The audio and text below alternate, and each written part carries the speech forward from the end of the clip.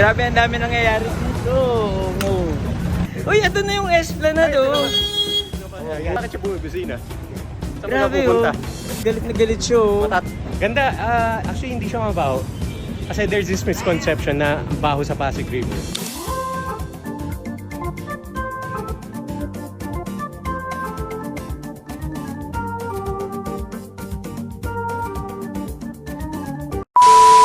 Uy!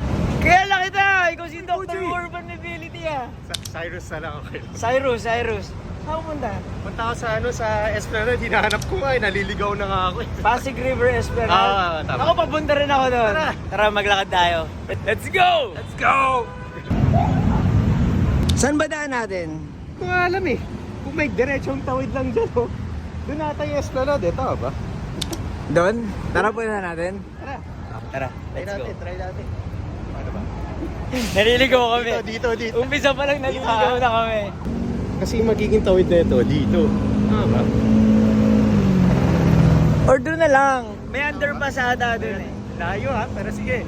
So, anong gagawin natin sa Esplanade? Ano bang meron doon? So titignan natin kung it's as nice as how it is publicized. Pero magandang ano siya eh, magandang example siya na dapat ma-replicate natin sa buong Pilipinas, no? And we'll see kung baka meron mga good practices doon na kahit sa mga sidewalks natin pwede natin gamitin. Ako naman, gusto ko pumunta sa Esplanade kasi parang maganda mag-picture-picture doon. Tama, yun din. Tsaka baka may mabili tayo. Gutom na ako eh. Gutom ka na. Sige, pwede.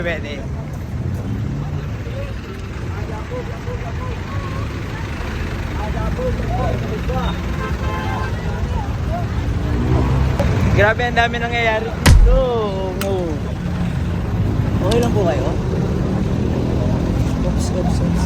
Oops. Kapit. Siguro kuya, buhatin niyo muna yung bag. Baka yung bag kasi nakakano sa kanya. Buhatin niyo muna yung bag. Bukas yung bag niya. Ano nangyari? Nadapa lang. So merong isang PWD dito na natisod. Tapos, Actually, tayo din na tayo. mali. Wrong way. Cyrus, ano nangyari? Another day, another town na dapa, and unfortunately it was a PWD. So, yung sidewalk ba dito sa Maynila, do you think it's PWD friendly? Well, based sa very recent experience, hindi. There are certain areas na tulad dito sa area na to, malawak naman yung sidewalk. Pero ang problem dun sa connectivity point, kung saan yung mga intersections, dun nagkaka-problem talaga na ang hirap tumawid. Kahit sa able-bodied people, mahirap na eh. Paano pa kaya yung mga matatanda o mga PWD? And look, tingnan mo, oh, ang hirap.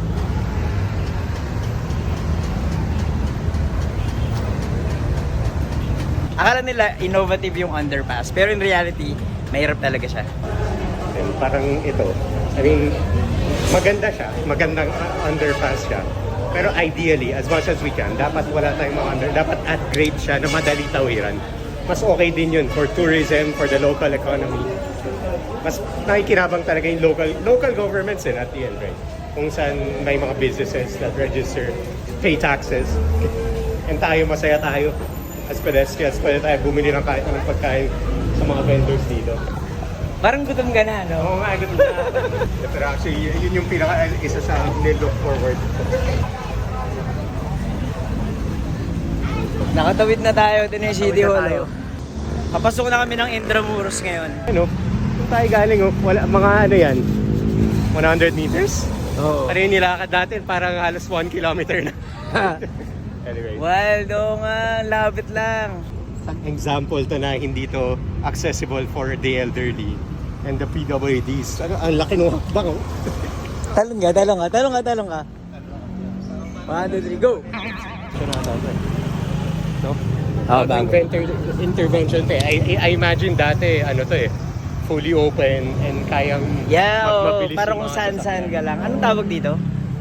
Refuge Island. Ang kulang dito, puno. Dapat lagyan ng puno to. So, ang tawag yun, Refuge Island. Yeah, a Para- big refuge island. Para saan? functions as sort of a traffic calming feature. Nandito na kami ngayon sa Intramuros. You know. Kung dati bang open to. Parang napansin ko may bike lane, no? Bike lane na ba, no? May bike lane. Yeah, may bike lane. Ginawa ng DOTR. DOTR. Thank you, Pero- DOTR.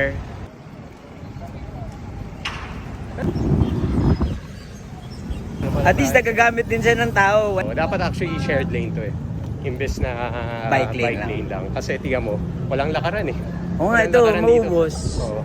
So dapat shared lane na lang tong bike lane na to. We can convert it, no problem. Oo nga, no? Nawala ng sidewalk. Wala side. Kailangan mo umakyat sa wall. Pero at least yung Intramuros, yung development niya recently, medyo going positive, di ba? I mean, we're moving in the right direction. I think there were a lot of criticism kung nung nilagyan ng bike lane ko. Pero again, pag tinignan mo naman, ang daming tao naglalakad pero there's no proper infrastructure for people who walk and the people who bike. Ang daming tao dito, madaming estudyante kasi puro schools. Nandito yung Mabua, Letran, Lyceum. Parang evidence na to na dapat maging shared lane na lang siya. Ito yung mga gusto ko magawa sa mga pag-transform natin ng sidewalks na maging ganto siya, formalized yung food stalls or even vendors. Kasi pag vendors, kahit maliit lang na space, okay na yun eh. So kung kaya natin ma-push yun sa kahit anong sidewalks na meron tayo, of course the ones where it's feasible, na it's, we have enough width, or i-convert yung road width to a wider sidewalk. Kung saan yan? Daming kainan. Tara. May ice cream ba dito? Pero wala, parking din, ang bike lane parking din. Naging parking. Dapat hindi ganyan. Dapat malaking multa pag ganyan. Hindi lang puro multa rin. Minsan kailangan din natin pag-aralan. Baka may mga areas pwede lagyan ng parking. If it's absolutely needed. There are ways to identify that. Oh, ito, yung sidewalk ginawa na rin nilang pang tinda. Ang tinda. Clearly, there's a lot of foot traffic in this area. Marami kasi talagang estudyante dito and there's a demand for business. At hindi mo magagawa yan kung puro kotse lang yun nandito. Ang tawag dito? Yun, isa pang traffic calming feature dito. Again, I think before dati, din to eh. Fully open sa mga motorists and anyone could go in and out here, Yeah. which creates a very dangerous situation for pedestrians. Diba? Sa gitna ng kalsada, may upuan at lamesa. Ayun, di ba? Okay, tara dito tayo. Tambay. Muna tayo dito. Pero kailangan natin puno. Asa na yung puno? Ayun o, kalbo nga lang. Dati hindi mo makakalain na magkaroon ng refuge island dito na merong lamesa at upuan. Wow! Kaso walang tao. Walang tao. Wala tayong maligo. May tutulak! So far, Cyrus, anong masasabi mo? Dito na lang kayo tayo dumaan. Sige, dyan na. Tayo dumaan. At least may mga shortcut. Oo. Dapat marami tayong shortcuts for pedestrians. Kung gusto natin ma-encourage yung mga tao maglakad imbes na gumamit ng sarili ng mga sasakyan, kailangan madali maglakad. So far, anong masasabi mo sa ating paglalakad dito sa Intramuros? Okay naman. I mean, I haven't been here for the last parang 15 years ata eh, na casually naglalakad around. And sobrang dali mula dun sa City Hall, tama ba? Mula sa City Hall nung pumunta tayo, ang dali lakarin. Actually, you don't need to ride any tricycle. Ang napansin ko, ako naman, ang napansin ko, sobrang daming naglalakad. Totoo. So may pangangailangan talaga na maging maganda yung yung pagiging walkability ng isang city natin. Tsaka yung isa sa pinaka-importanting part ng paglalakad, dapat interesting yung paglalakad. Oo. Ngayon, mahirap maglakad. Ngayon mahirap maglakad sa gano'ng kotse, di ko alam saan.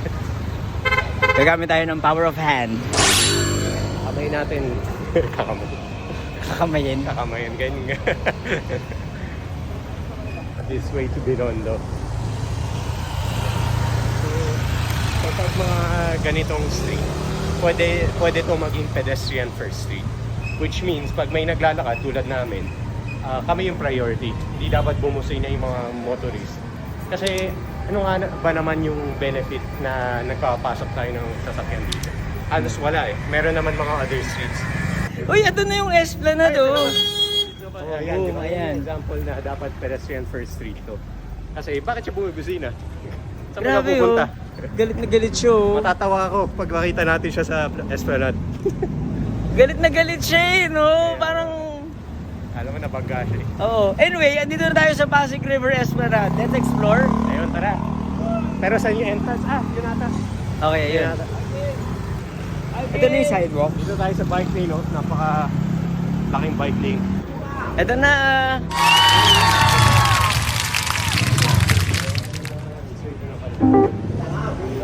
Ba tayo magtanong?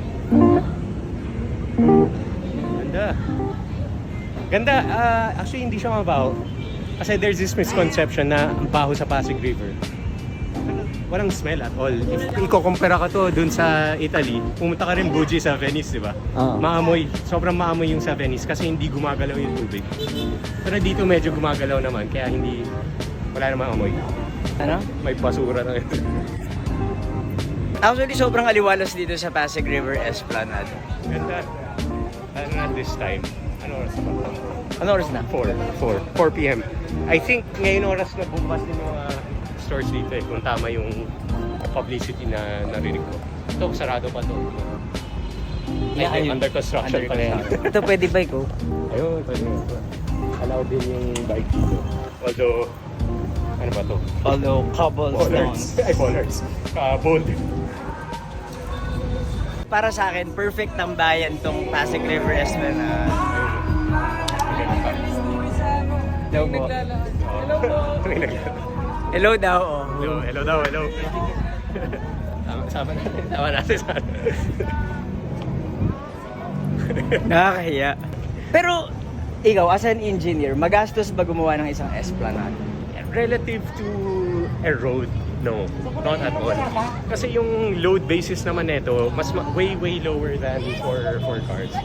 Kaya ako, sana, walang dumaan na sasakyan dito. Pero pag may sasakyan na dumaan dito, wala kawawa to. Hindi rin naman kasi eh. Oo nga, hindi rin kasi. We never know.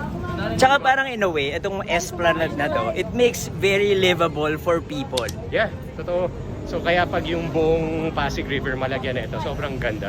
Kasi magiging isang connection point din siya for everyone to travel along the river. Sa tingin mo ba posibleng mangyari yun? Posible.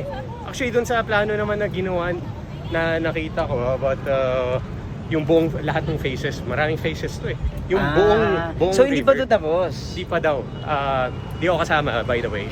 Di ako kasama dun sa project. Nang alam mo lang. Disclaimer. Pero alam ko lang kasi kung magawa talaga siya, isa siya sa pinaka, modern, what do you call it? Modern infrastructure na nagawa sa Pilipinas. Na we've been wishing for it to happen for a long time. Kaya dapat, hindi na lagyan to ng expressway. There's a proposal na lagyan ng expressway yung Pasig River. Pag nilagyan yun, wala, kawawa to.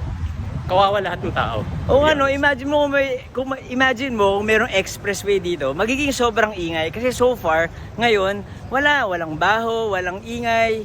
Sarap ang presko, very relaxing tumambay dito. Ito. Ayan o, ganda o. Ang laki nung... Nakakahiya. Nakakata to, no? Tama ba? Pang-truck ba to na water lily ba tawag? May police rin na nagbabantay dito. Again, I think isa sa mga kulang talaga dito ay puno. Puno talaga. Puno. Tinan mo sobrang bare, oh. Yun din napansin ko nung inaugurate to. Wala masyadong puno. So, but there's so much room na lagyan siya ng puno. So I think it's gonna happen one way or the other. Ayun, actually ito may mga puno. Pero it seems like nandyan na yan dati. Yeah. At least hindi nila pinutol. So, tingnan mo, ang ganda ng view. Imagine ko ang view na to ay expressway. Pang ba yan? Yeah, Metrobank building yan. dati.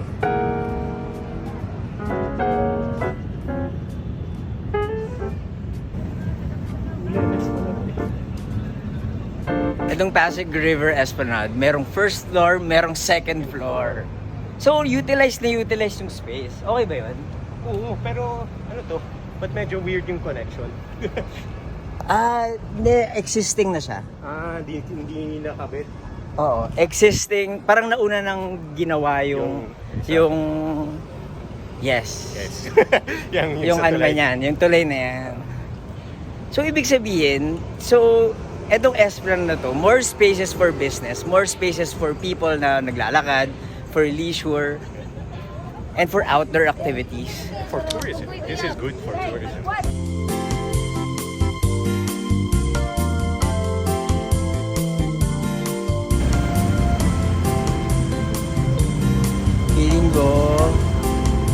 Feeling ko wala on this area. Daming kayo dito. Ano, Gcash? Mega show. So,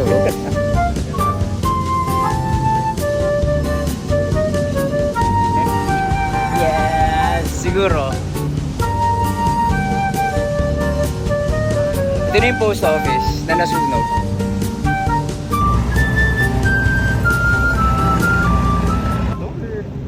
Sinara. Baka ano siya, baka stop for ferry, tapos pero hindi pa ready. I think stop to sa ferry pero hindi pa ready kaya hindi pa siya usable. Pwede nga siyang gawing tambayan. Which is very common sa ibang bansa.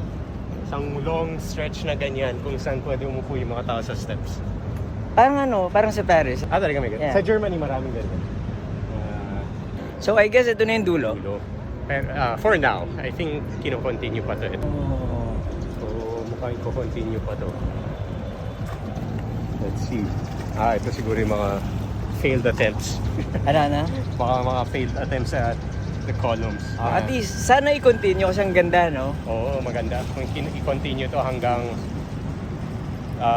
Laguna ata yung dulo nito. Good job yan. Maganda yun. Lahat tayo lalakarin ko yun. As soon as bukas yung buong yun, lalakarin ko yun sa opening. Hindi ako sure kung maglalakad ako doon. So ito one of the most important things. May CR din dito.